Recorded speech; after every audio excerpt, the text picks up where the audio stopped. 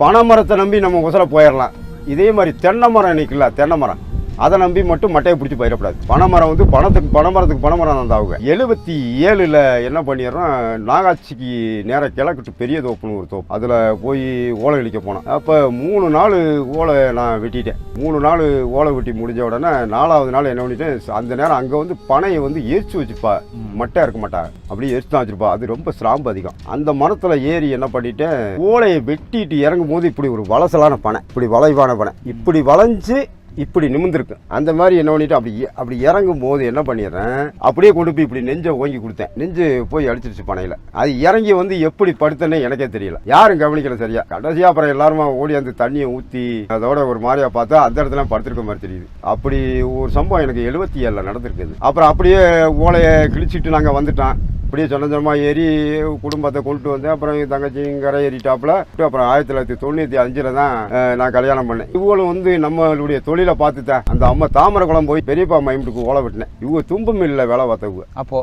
ஆமா, இப்போ இந்த மாதிரி செஞ்சுக்கிட்டா இப்படி இருக்குங்க. அப்புறம் அப்படி பார்த்து கல்யாணம் பண்ணிக்கிட்டேன் தானே. மரத்தில் ஏறி தவறி விழுந்துட்டா நம்மளுடைய பாடு என்னங்கிறது அவங்களுக்கு தெரியல. அப்ப ஏதோ ஒரு நம்பிக்கை தான். அதே மாதிரி எந்த சம்பவமும் எங்களுக்கு நடக்கல. அதுக்கு போட்டு மலங்குளவி பனையல்ல நெடுக இருக்கும் மலங்குளவி குறிப்பிட்ட இடங்களில் பார்த்துருப்பேன். அதெல்லாம் வந்து குறிப்பிட்ட வருஷத்துக்கு முன்னாடி எனக்கு போட்டுச்சு. அப்போ கூட நான் என்ன பண்ணிட்டேன், அதோட இறங்கி வந்துட்டேன். இறங்கி வந்து அதோட சொல்லிட்டேன், 4 கிலோ பார்த்துக்கணும்னு சொல்லிட்டு விறுவிறு வந்துகிட்டு இருக்கேன். இடைவெளியில் வந்துகிட்டு இருக்கேன். எனக்கு ரொம்ப கடுப்பு தாங்க முடியல. எங்கள் அப்பாவை நினச்சி ரொம்ப அழுதுகிட்டு வந்தேன். ஓலை மட்டை வெட்ட போகிறது இப்படிமா பண்ணுறது. ஒரு நாளைக்கு 300 ரூபா 400 ரூபா 500 ரூபா வரைக்கும் கிடைக்கும்.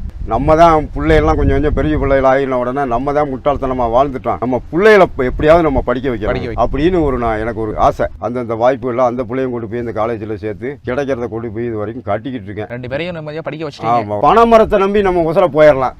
இதே மாதிரி தென்னை மரம் நிற்கல, தென்னை மரம் அதை நம்பி மட்டும் மட்டையை பிடிச்சி போயிடக்கூடாது. பனைமரம் வந்து பனைமரத்துக்கு பனைமரம் தான் ஆகுங்க. 77ல் என்ன பண்ணிடுறோம், நாகாட்சிக்கு நேராக கிழக்கிட்டு பெரிய தோப்புன்னு ஒரு தோப்பு, அதில் போய் ஓலை இழிக்க போனோம். அப்போ 3 நாள் ஓலை நான் வெட்டிட்டேன். 3 நாள் ஓலை வெட்டி முடிஞ்ச உடனே 4வது நாள் என்ன பண்ணிட்டேன், அந்த நேரம் அங்கே வந்து பனையை வந்து எரிச்சு வச்சுருப்பா, மட்டை இருக்க மாட்டாங்க, அப்படியே எரிச்சு தான் வச்சுருப்பா. அது ரொம்ப ஸ்ராம்பு அதிகம். அந்த மரத்தில் ஏறி என்ன பண்ணிட்டேன், ஓலையை வெட்டிட்டு இறங்கும் போது இப்படி ஒரு வளசலான பனை, இப்படி வளைவான பனை இப்படி வளைஞ்சு இப்படி நிமிர்ந்துருக்கு. அந்த மாதிரி என்ன பண்ணிட்டு அப்படி இறங்கும் போது என்ன பண்ணிடுறேன், அப்படியே கொண்டு போய் இப்படி நெஞ்சை ஓங்கி கொடுத்தேன். நெஞ்சு போய் அடிச்சிருச்சு பனையில. அது இறங்கி வந்து எப்படி படுத்தேன்னே எனக்கே தெரியல, யாரும் கவனிக்கல சரியா. கடைசியா அப்புறம் எல்லாருமா ஓடி அந்த தண்ணியை ஊற்றி அதோட ஒரு மாதிரியா பார்த்தா அந்த இடத்துல படுத்திருக்க மாதிரி தெரியுது. அப்படி ஒரு சம்பவம் எனக்கு 77ல் நடந்திருக்குது. அப்புறம் அப்படியே ஓலையை கிழிச்சிட்டு நாங்கள் வந்துட்டோம்.